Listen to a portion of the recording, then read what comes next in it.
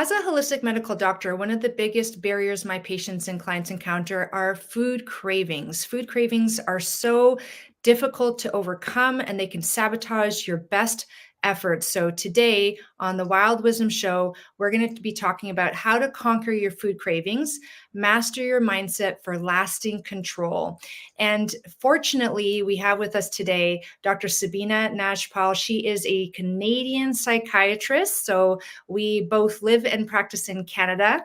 I love that we connected a while ago, and I just love her practical advice, amazing tips. She works with women and people in general, but women in particular is her interest to move them into a state of fulfillment using evidence-based strategies. She works with individuals, organizations, and today we're going to be really picking her brain here to make sure that we all understand that there are biological, so physical causes of food cravings. There's also psychosocial, emotional, and we're going to be diving into that, brain mindset. How do we change our thinking and our strategies around food cravings? Next episode, I'll be diving into the physical, biological causes, but today we're going to be focusing on that mindset. And Dr. Nagpal, or Sabina, I'm going to call her Sabina because it feels more comfortable and natural. We'll be talking about how to manage it acutely, like what do you do in the moment of that food craving, and then what are things that you can do in the long term to decrease the frequency of those food cravings so that it doesn't become something that you're constantly struggling and trying to overcome. So welcome, Sabina, to the Wild Wisdom Show. Thank you, Patricia. It's such a pleasure to be here again.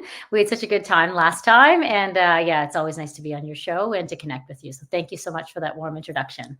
Yeah, no, it's wonderful. Thank you so much. So why don't we dive right in? What, starting high level, people here are really interested to know, how can they beat and control their food cravings?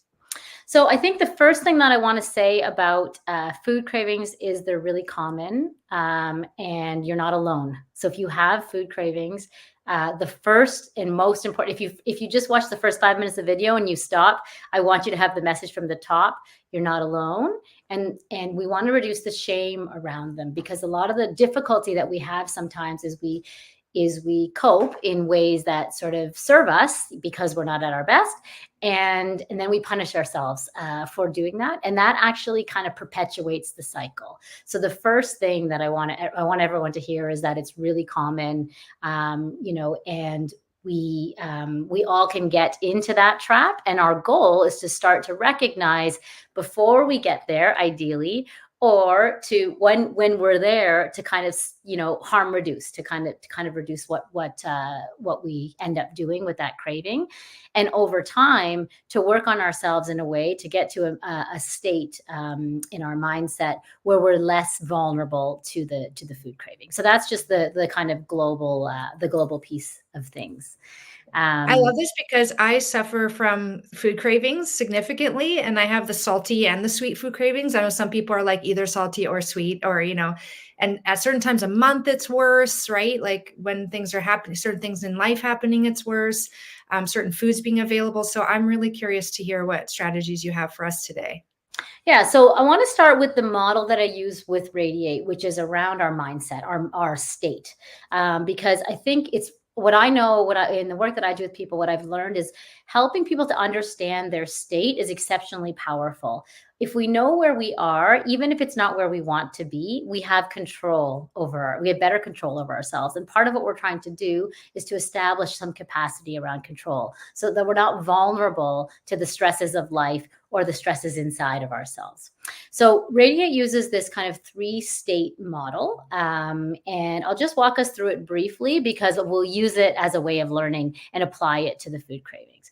So when I established Radiate, I really thought about what are the mental states that people get into that maybe don't serve them as well as they want to. And these are not states of illness. So I'm a psychiatrist, but these are not states of illness. These are states of wellness. These are people that are functioning, all of us that are functioning, but maybe can move between various states in our mentality that, again, don't really serve us at our best at times. So the first one is the overdrive state. This is a state that a lot of us operate in all the time, and that's partly because of the demands of the world as it is right now. So this is the state when we're really busy, checking boxes, moving on to the next goal, the next thing all the time. We're always kind of working in the future. We're always thinking about what we should be doing rather than kind of being in the moment, right?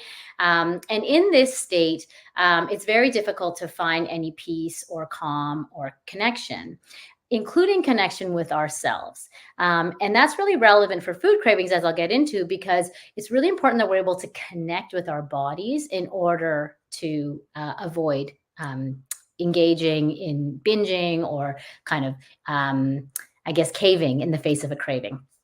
So that's the kind of overdrive state. In terms of some of the other work I do, that also increases our risk of burnout and other things. So that's when we're kind of in high stress, the go, go, go, never stopping, next thing, next thing, next thing. So that's the overdrive state. The next state is the resilient but not fulfilled state. So this is an okay state to be in. We're kind of able to overcome adversity, things that come at us. We can kind of problem solve around it. But we still are somewhat vulnerable to the health implications of kind of being in stress all the time, being in high cortisol all the time. And we're not at a place where we can find optimal joy, clarity, ease, and our best health and our best performance, where we can make the best decisions, when we can slow down our mind, when we can observe ourselves and what we're doing so that we can choose the direction we're in. That last state, when we have all those things, is called the fulfilled state. So these are this is the three-state model that I use. And it's important to recognize that we all move through these states, but the more we put into ourselves in terms of self-care, in terms of nourishing our spirit, and in terms of working through some of our triggers and traps, our mental health triggers and traps, the more likely we are to remain in our preferred state, ideally the fulfilled state.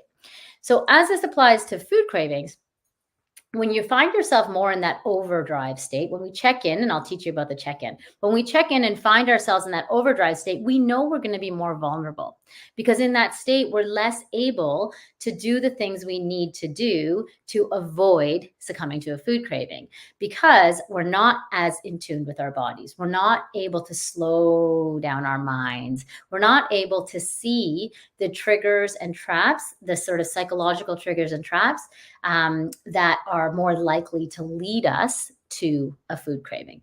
And as we engage in practices that kind of take us out of that state, we're less likely to be in a position where we can't kind of resist a food craving, or where we turn to food as a way of comforting our stress.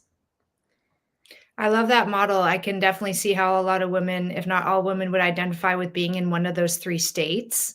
And so what are some of the strategies that you have for women who, I think what happens is that they want some very practical tips. Like, I find myself very frequently caving. think that's the word, I think, to this desire, this overwhelming desire to eat or drink this thing, even though I know it's absolutely going to sabotage my best efforts. Like, I know exactly what I need to do and what I don't need to do. And yet I still find myself eating these things or drinking these things. So what, on some very practical levels, like, what are some things that women can do to get themselves, out of that loop, that vicious cycle? Yeah. So so I think of this thing in two parts. One is what do we do on a daily basis so that we're not in that position all the time, right? So that's the three-state model. And I can talk about, and later in our chat, we'll talk about how do you kind of avoid being at the table. But in this moment, I'll try to give you some tips on, you're at the table. Your hand is like in the chip bag, right? So what do you do now? So I teach people if you can take 1 second to check in with yourself, that slows the process down. And I recommend people learning how to check in with themselves, and I'll explain the check-in on a regular basis, but certainly when they're noticing themselves behaving in ways they don't want to behave, right? So we need to up the check-in, the frequency of the check-in. If we notice last night I caved, today I'm kind of worried that's going to happen again. That's the time when you want to be doing check-ins like 3 or 4 times a day. So the check-in is very simple, and it's on my website for those of you that want to access it. We talk about, I break it into various parts of our body. So first we start with the body scan, and this is the most important scan for those that might have more difficulty with emotional eating. So the body scan is is a slow down. Let's look at my body. What is my body telling me? Where do I notice that I have tension in my body? Do I feel tired? Do I feel restless? Do I feel overwhelmed? Do I feel pain anywhere? A lot of times when someone does their first check-in, they have no idea what their body is saying. There's actually like we learn in this world to kind of cut ourselves off, right? So there's actually like a separation between the mind and the body. I was working with an individual recently who's a super high performer, doing really well in a lot of areas of her life. And she told me that one of her strategies when she has lots of like really important meetings is she actually does physically cut off her mind from her body so that she doesn't have to deal with what her body's trying to tell her in the context of the meetings. And it works, right? It works in the context of that really important work meeting. But then there's a price after. So afterwards, for her, there's like a lot of physical signals. Sometimes there's body shock. Sometimes there's pain, and also food cravings, really common, right? So the more that we kind of disengage from our bodies, the more likely we are to have that. It's because those connections, those neuronal connections between our mind and body are completely lost. So there's the check-in about what your body's saying. And then the last piece about the body scan in this check-in is, what's your emotional state? So what am I feeling in this moment? Because one of the most common reasons that people succumb to food cravings or eat out of when they don't really want to is emotional eating, right? So there's some internal experience or some feeling that we don't want to feel, that we kind of replace that kind of deficit in our kind of emotional experience, or what's painful in our emotional experience, with food, and especially hyperpalatable foods, right? So the more that we can learn to tune into those emotions, the less likely we are to emotionally eat. So looking at, and those emotions are painful. I get it. I get that people don't want to look at them. I totally understand. But at the end of the day, it drives this kind of behavior. And then often we punish ourselves and make those emotions worse, right? So if we have a feeling of guilt or shame or grief in our bodies that we're having trouble, we're wanting to avoid, we're wanting to push away, it's not uncommon that we move to food to kind of fill that void. But the problem with that is, one, obviously all the health deficits of the food. But in addition, the emotional deficit is we usually punish ourselves. There's usually shame or guilt that comes afterwards, right? So in order to break that cycle, what I ask people to do is just to have curiosity, right? So it's not that you have to be your own therapist. It's just about curiosity. What am I feeling emotionally? What's going on inside there? And often when that happens, we experience more emotions, right? It can be a little bit like scary because we start to feel more. And again, all I suggest is introduce curiosity. What's going on with that? Why is that happening? What is my body trying to tell me? And I'm speaking in this very slow, gentle way because I want people to mimic this slow, gentle way of checking in, because often we do the opposite.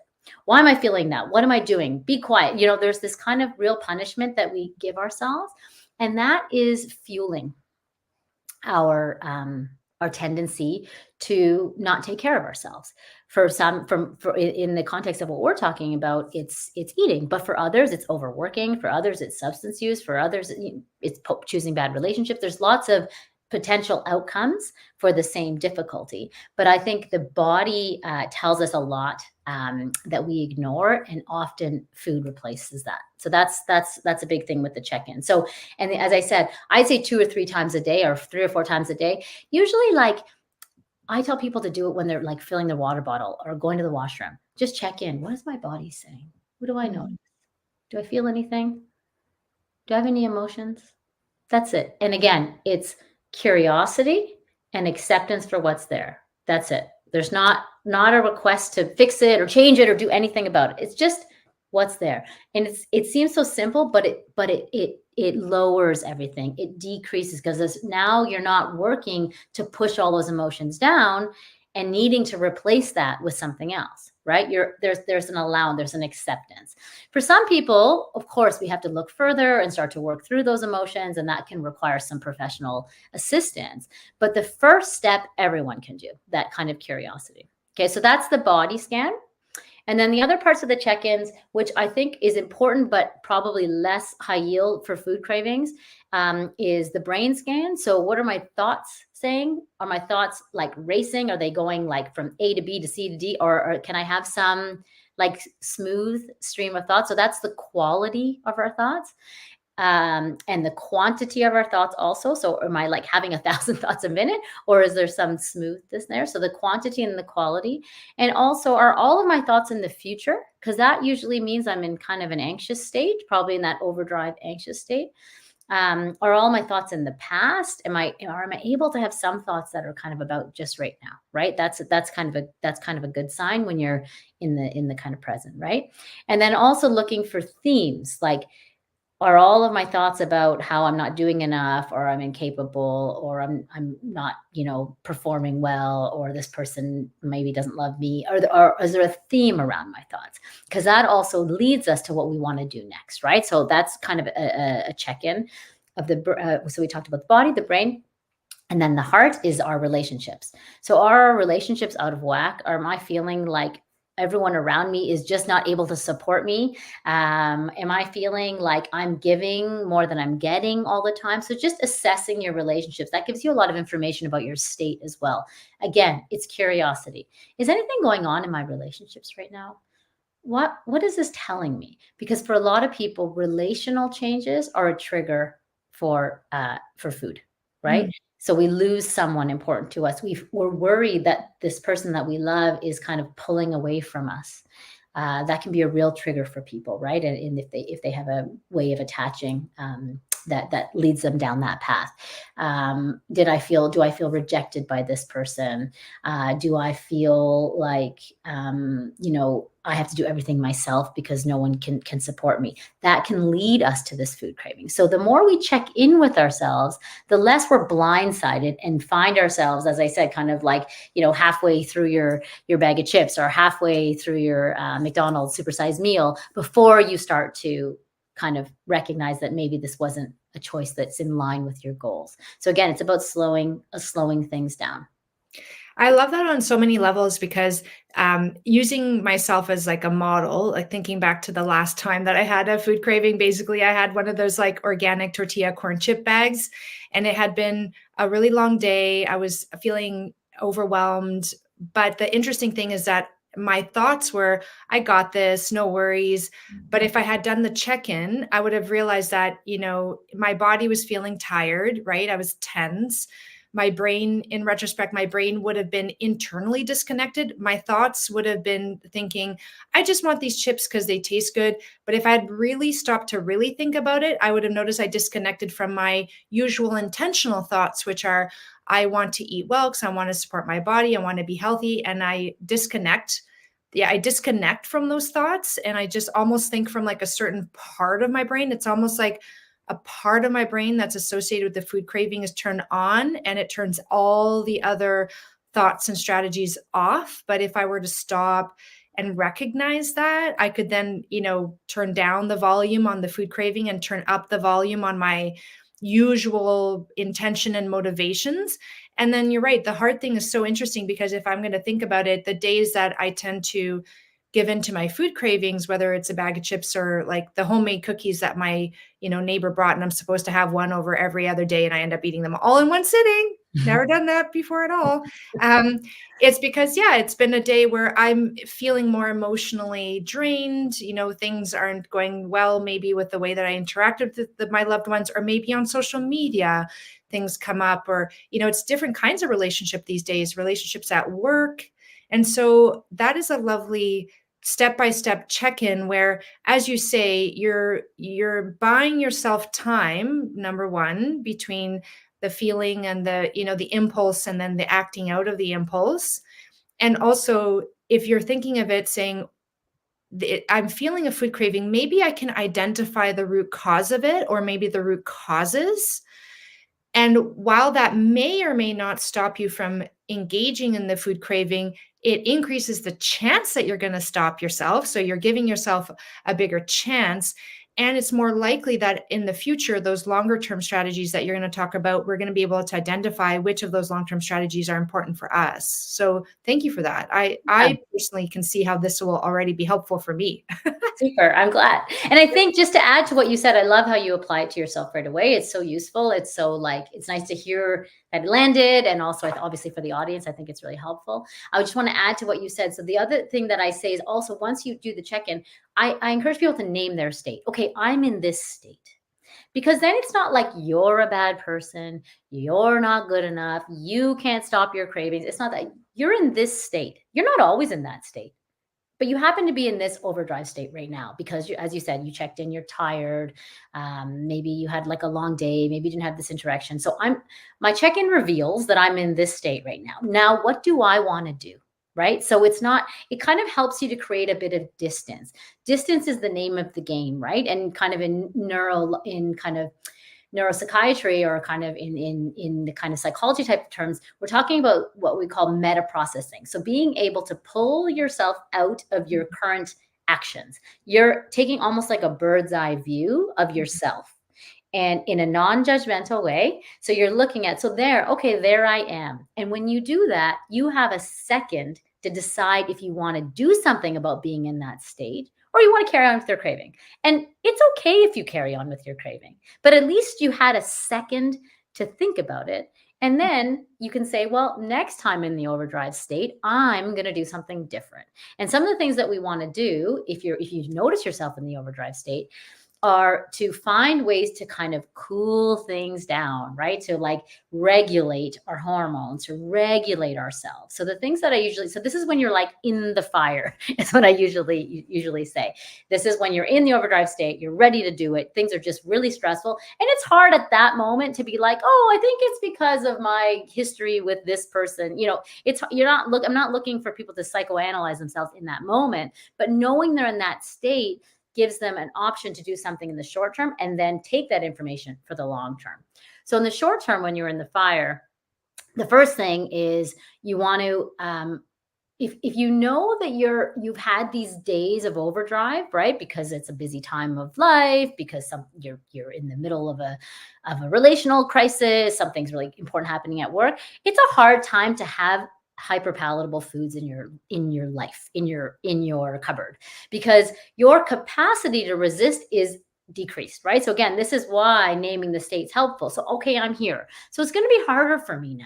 So what do I want to do practically to not make it even harder? So I don't have to keep swimming upstream. So one is getting rid of stuff that's, that you probably are going to have a harder time resisting than you would if you were in a different state, right? So when you're in a more fulfilled state, it's fine. Have those home-baked cookies around. But maybe if it's one of those days, maybe we just want to get rid of that stuff or kind of, have a couple of weeks where we just don't have that food in the house. So that's one thing.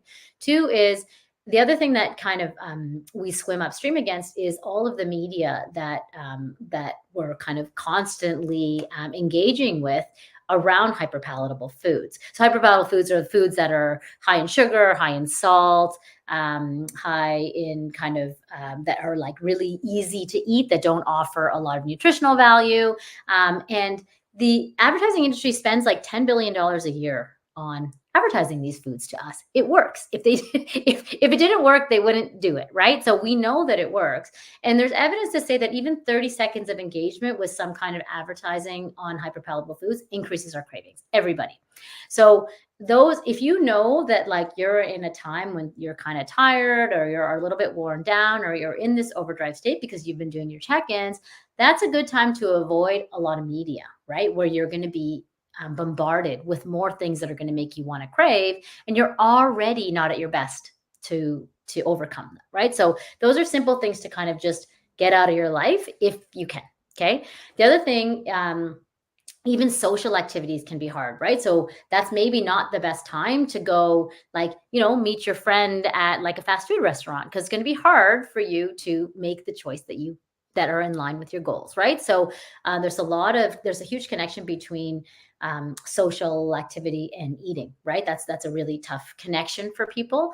And so again, if you know you're in overdrive state, maybe it's not the time to spend, to do what you would normally want to do with someone who you maybe usually share a plate of nachos with, and you're good at maybe only having a few. In that moment, you might not be as good at it. So again, it's taking this bird's eye view. Where am I at, and how do I want to structure my life? From a biological level, one of the ways to break the cycle are around sleep. That's super important, because the less we sleep, or when we're in this overdrive state, we know that we don't get the same quality of sleep. And when we don't get the same quality of sleep, hormonally, we are more likely to give into food cravings, right? So it's more difficult for us, again, to avoid foods that are tempting us. So prioritizing sleep when we're in a period where we're having more overdrive is really important. So like you can almost use, like if you have a food craving on one day and maybe you cave for it, it's like, okay, now what do I want to do so that this doesn't happen every day, right? And these are some of the things you want to do. So prioritize sleep, and the environmental pieces. Not having it around, and then getting some support around it. Hey, I'm having a hard time right now, XYZ in my life. Can you like just help support me to make better decisions? Because again, you're in control now when you know where you are. It's not like the food is just hitting you in the face then. You're like, I'm this person, I'm in this state, and these are the things that I'm going to do. The last piece, of course, is around managing stress, right? Because the more we have stress in our lives, the more we are likely to have food cravings. Basically, it dysregulates our HPA, our hypopituitary, or hypothalamus pituitary axis. I'm a psychiatrist. I lose some of these words sometimes. And therefore, our cortisol is all out of whack. And when we have higher states of chronic states of high cortisol, we're more likely to have the tendency towards craving foods that are not as good for us. Again, those hyperpalatable foods. And so trying to, that's the kind of chronic piece. And what do we do to kind of get out of the overdrive state and into the other states in order to kind of not have these interactions? But in the moment, also things like self-care. So exercise, as I talked about, sleep, getting support, those are super, super important. And then the last piece, which Radiate really focuses on, is on spirit nourishing practices. So what can you do to calm things down, to calm your spirit, so that you can get to that next state, so you can get to the resilient and the fulfilled state where you can make better choices, where you can slow things down, where you don't feel like a lack of control, where you feel some clarity, you know what your goals are, and therefore it's easier to act on them. When you talked about, Patricia, this kind of, when you're in the context of a food craving, it feels like there's like a disconnect, right? Between kind of the parts of you that, want to stay on the path and make the choices that are in line with your values. And then this other voice that's like, no, it's fine. Like, it's all good, right? It's sort of this disconnect. So the more aligned we are with our the more we're in this fulfilled state, which comes from engaging in some spirit nourishing practices, the more there's integration of our brain, right? Of the regions of our brain, of the left brain and right brain, of the various regions of our brain, so that we are less likely to have that kind of separation. It also allows us to solve problems more effectively. We can use our intuition. We're more aligned with our values. And so the more we can integrate practices to kind of get to this fulfilled state, the less we'll have these cravings. But also in the fire, initiating some of these practices can be really helpful as well. I love it. And when you were talking, it brought to mind a couple of points that might be helpful to the audience. So one is that when I heard the success story of Weight Watchers, I don't know if you're familiar with it, but this lady started Weight Watchers, and the way she started it was she was doing everything she could to lose weight, but the one thing she couldn't kick was cookies. She had this craving for these very ultra processed, very highly palatable, sugary cookies. And she would do everything right during the day. And then at home at night, she would just open up this bag and eat like a whole bag of cookies. And she just couldn't kick it. And then one day she gathered with friends and she decided to share that she, what she was experiencing and that kind of thing. And the simple act of sharing, I think it created that metacognition, that higher level of awareness, like looking at herself as she was telling the story to her friends. She found that she was better able to kick her cravings. So that week, she didn't have as many food cravings. And then some of the friends in her groups contacted her and said, I have food cravings too. Could we get together to talk about it? And so that's when Weight Watchers was created, was basically these groups of people who had challenges with their weight and would get together and talk about on a regular basis what those challenges were. And by the simple act of talking about it, like shining a light on it, putting yourself at a higher level of it, and then also becoming aware that you are not alone, that other people have the same thing. And when you're helping other people, it's a nourishing thing for you, right? You feel good about the help that you're giving others. So finding these strategies in your own life, as you're saying, is so key. Also the swaps.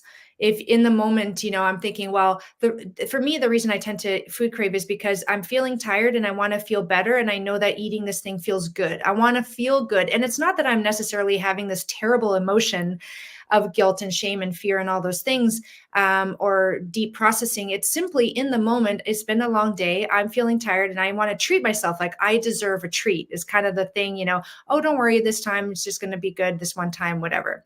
And so I immediately thought, when you were saying this, like spirit nourishing practice, something could be as simple. It can be very deep, like a meditation practice or something like that. But it could be very simple, like doing a homemade face mask. You do a cool face mask, you put it on your face. Like it feels so fun to do like a little at-home spa.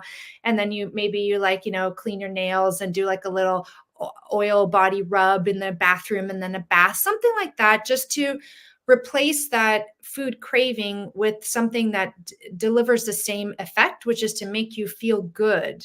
And sometimes that works and sometimes it doesn't. And having that tool in your toolbox ahead of time might be something that's easier to use to replace it. Is that something that you find is in alignment with, what your clients have used and effectiveness? Yeah, definitely. So a couple things. One is you're speaking towards like almost like a depletion and then a need almost for a dopamine hit in a way, which sugar or salty foods can definitely give us. And it's one of the reasons that there's lots of chat about whether food addiction should be an addiction as well, right? And this is beyond what we're talking about today, but just the reason I bring it up is to say that it does give you that hit, and that's the reason that we can crave it, right? And the reason that we're more vulnerable to it when we're not feeling at our best, right? So that's what's really, I think, the important part.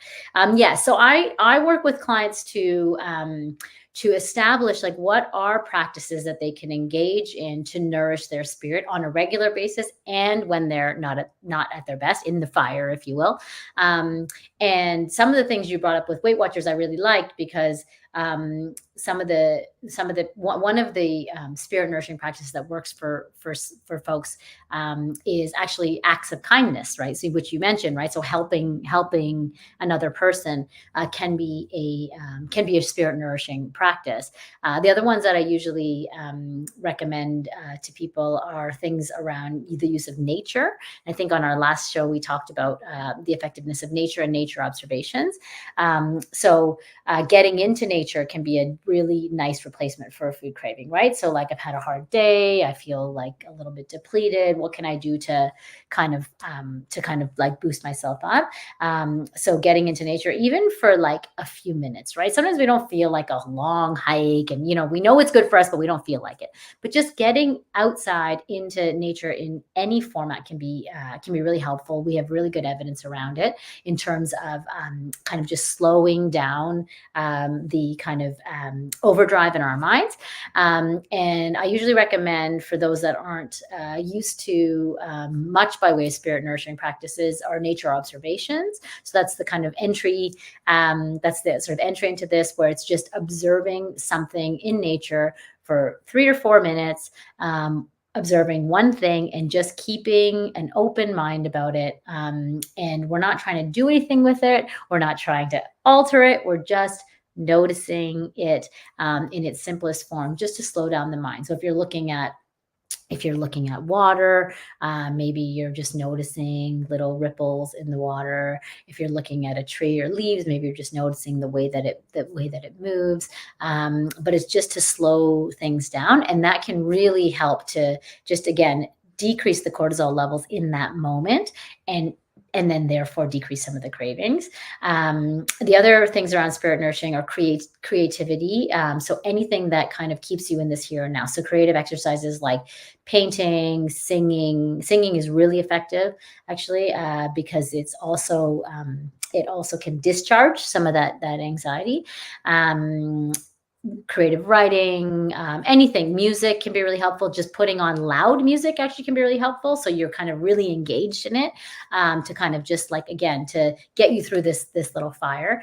So yeah, anything kind of in the creative. And then the last thing is around breath, right? So breath work, even just noticing the pattern of your breathing to start, and then all the way to kind of mindfulness or meditation or yoga can be really helpful. And those, I think of these activities as what you do in the fire, if you're able, and also to do all the time. And it's like money in the bank, right? So the more you engage in these spirit nourishing practices, the less likely you're going to fall down into the overdrive state. Or if you get there, the faster you can get out, right? So you've already put the money in the bank when you're feeling a bit better. So therefore you're less kind of vulnerable when you're kind of in that state. That's what I usually recommend people do. So Radiate brings this spirit nourishing practices along with the mental health piece. And that's the kind of looking for what keeps getting me here, what's driving me to be in this place all the time. And I usually break it down into the most common ways that people kind of get to this overdrive state or get to food cravings are either unhelpful beliefs. So these beliefs that we all carry about ourselves that get triggered and we start to engage in more when we're not at our best. Things like, I'm not enough, I need to do more, I'm incapable. Some kind of, things that we learned really early on that sometimes we'd be able to function and overcome, but in times of stress, they kind of become more loud. So those are the beliefs. Repeating patterns of relationships that are based on our early relationships. So that's what I talked about. People might get triggered by certain things that are happening in the relationships. And once you get to know these for yourselves, you know that you're more vulnerable and you know what's kind of going to set you off. And then the last one is the emotional avoidance, which I already talked about a little bit too, that we kind of don't want to feel those more painful feelings. So we feel this kind of angst or this kind of anxious energy instead. And that can lead us to, making decisions that maybe aren't in line with our values all the time. Yeah, and that's interesting. I'm thinking about someone who had a very positive relationship with their mother, but the language of love was around sweets. So there was a lot of sweets in the home and a lot of great memories and great feelings around eating sweet things. And so now that person will use sugar to self-soothe, to remember their mother, to bring back good memories. And so it's an interesting process becoming aware of that and then taking the next steps to try to dissociate that, to find other ways of good memories and good feelings and good emotions without the use of that sweetness. Yeah, that's super interesting. And, it's understandable that you want to physiologically almost get back there, right? So it kind of, you have the sugar, it's a reminder. So it kind of you can see how that would get you there, but also knowing it is so powerful because, as you mentioned, then you can start to say, yes, it was a beautiful time and I want to remember my mother, but what other things can I do to remember her? And what was the emotional feeling that I was getting as opposed to just the physiologic, right? So what we usually chase after emotional feelings more than we actually chase after physiology because it moves quickly, our physiology, right? It only lasts so long, that sugar high, versus like, a solid relationship can carry us through for years and through all kinds of challenges. So if you can separate the kind of feeling you get from the sweet from the emotional bond that you have with someone, and you can access that emotional bond and really feel it in your body without the sweets, then you really kind of have it with you at all times, whenever you want. I think that's a big one for a lot of people and extremely powerful. And they may need to engage help to get there, depending on how deeply ingrained those connections are in the subconscious and bringing them to light and working on them. Is there anything else that you want to share in terms of practical strategies or tips that you found have been very helpful for your patients and clients? I think, let me think for a moment. What I'd say is that I agree that people often need help to find those unconscious pieces.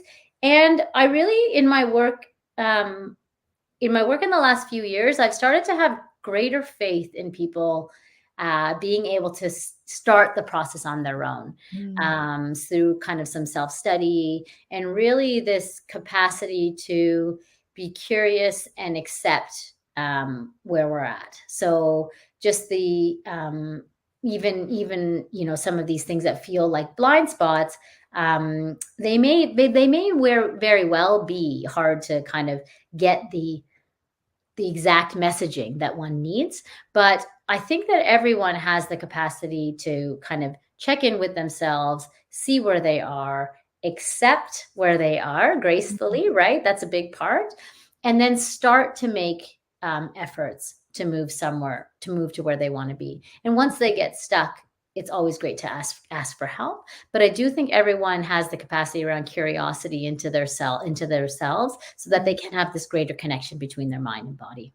And it sounds like maybe even something like journaling might be helpful to uncover some of those thought patterns that can come up, and also as a spirit nurturing practice. So I love that you've provided us with, an understanding, a bird's eye view, a metacognitive understanding of food cravings in terms of the psychological aspect, which I think is so, you can have both. You can have the physical, your metabolism could be, broken and it needs healing. There may be some other physical issues, which I will be going into the next episode.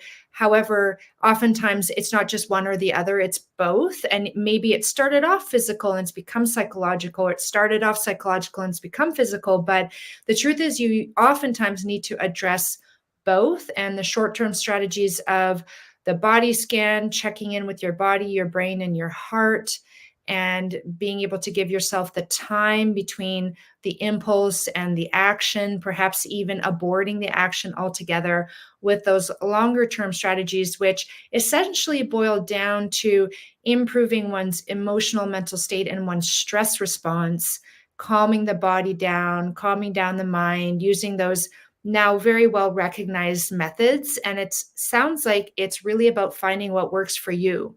So no one can give you a blanket prescription. This is what everybody should do. It's more about what can you fit in your life, what nourishes you, what can you do, what do you enjoy doing, and maybe you don't enjoy it at first, but it's something that you get good at over time, and you do enjoy it over time. So there's that aspect too. Yeah, I appreciate how you covered all of the different options, including creativity, because a lot of people are very kinesthetic, very body movement. So they may not be able to sit and meditate, but they can do a walking meditation or dance. Creative art and writing, I think, is beautiful. Yeah, anything that basically forces you to stay in the here and now and to kind of stay, to stop yourself from moving into the kind of future or back, and which you get this kind of feeling where your spirit is being nourished and you feel alive, right? Certainly mindfulness and meditation really help with meta processing. There's good evidence around that. The capacity to do so increases the more you engage in those activities. But I think it's really important that people start where they're comfortable. If it's nature, if it's creativity, if it's acts of kindness, and then move to the breath in order to, so that it's possible, it's attainable for folks. That's really important. But I think that we do want to get to a place where we can, as you said, create some time between impulse and action, and that and things like and nourishing our spirit and kind of things around meta processing really help with that. Yeah, and I also love how when you give into food cravings, it's going to happen. No one's perfect. You could reach a very high level of not having to deal with your food cravings, but it will hit you one day. And I think having that attitude of it's not all or nothing, just because this one time or a couple of times you gave into it doesn't mean that there's something bad with you. It's being kind to yourself, having grace, and knowing that the next time you can make a better choice, and immediately you'll feel better for having made that better choice. So it can turn on a dime. All of a sudden you can go from feeling, this to that. And so not getting stuck in that this is a forever thing and I'm off the wagon. How do I get back on it? It's like, no, it's just the next time, using those practices that you've taught us so graciously and being kind to ourselves and understanding that it's a journey. There's no destination of I'm free of my food cravings, although people would love to believe that. The truth is that one day you could be free of your food cravings and then you have a loved one pass away or get sick, and you're going to have a period of deep mourning and you may be more vulnerable to those food cravings. And then understanding that it's getting back to those practices and that check-in and that kindness to oneself so that we don't get into this deep spiral that we feel like we can never dig out of. Yeah. And I think that's why I like the states, because it's like, I'm in this state, I'm vulnerable. Now, what do I want? I want to get to the next state. It's not about the food craving. It's about where I'm at, right? Mm-hmm. It's compassion for me. This is an action I took because I'm not in the best state. It's okay. How do I want to get to a better state? That's how I like people. That's the method I take. So it's not about I did this and I'm good and I'm bad. It's like, no, I'm feeling this way and I can sort of get, I can figure out why and all these types of things. But my goal is to feel in a different way so that this is not an issue for me. Yeah, it's like the food craving is the sign of the problem. It's not the problem itself.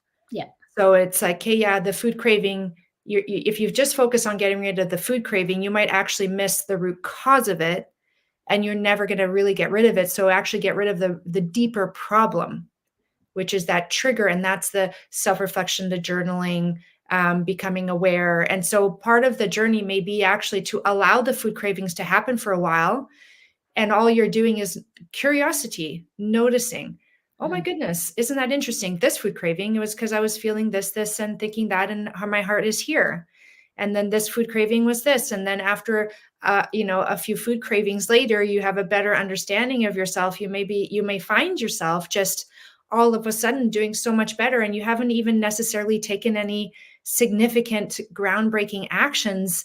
You've simply become curious and you've started to notice those triggers. And you've connected, right? You've connected to your body. So then it's like, oh, there's that craving. Oh, I got that craving last time when this happened. Okay, there it is. And then in the future, it's like, this happened, XYZ said this to me. I might have a food craving later today, right? So like, it's such a different process than boom, here it is. I'm, I really like people to have a greater sense of control over their state, right? And where they are and their action. So again, as you said, I love what you said. The action is like, it's just the symptom. It's not the cause. Well, thank you so much, Sabina. And I want to finish this on the note for those of you who feel like you need more support. You're watching this or you're listening to this. Check out the caption for the show notes. I'll put in there the links for you to connect with Sabina, because she does work with individuals. She also works with organizations, helping set up strategies for holistic wellness, evidence-based practices for fulfillment. Is there anything that you want to add to that, Sabina? Yeah, just to say that I'd love to support, I love the work that you're doing, Patricia. And, when we talked about this being a challenge for some of your folks, I love that we kind of came together to address it. And yeah, if anyone feels like they're on their journey and want to get some support around the mindset piece, please reach out. If you're coming through, Patricia, I'd be happy to offer a discount on my work with you. I would love to support the continued kind of holistic health of all of you listeners. So it was such a pleasure to be here. I look forward to future work with you as usual, as always. Until next time. Yeah. And dear audience, what that means specifically is when you reach out to Sabina, say, I heard about you or heard you with Dr. Patricia, and can I get that awesome discount that you mentioned. Yes. So thank you for that. That's such a kind offer. We talked about that before the show, and I just was blown away that you're willing to do that for my audience, because I know your time is so valuable, and it's such a rare resource for people to come across. And with Zoom these days and online, people can reach out from around the world depending on their circumstances. So I think that's a very wonderful and useful tool in the tool belt for those of you who need ongoing support. So thank you, Sabina, for being here today. I look forward to our future discussions as well. And for you who's listening or watching this, if you enjoyed this, please save, subscribe, and share. Sharing is caring, and you never know when someone's going to benefit from this wild wisdom. I hope you have a wonderful rest of your evening, day, or night, depending on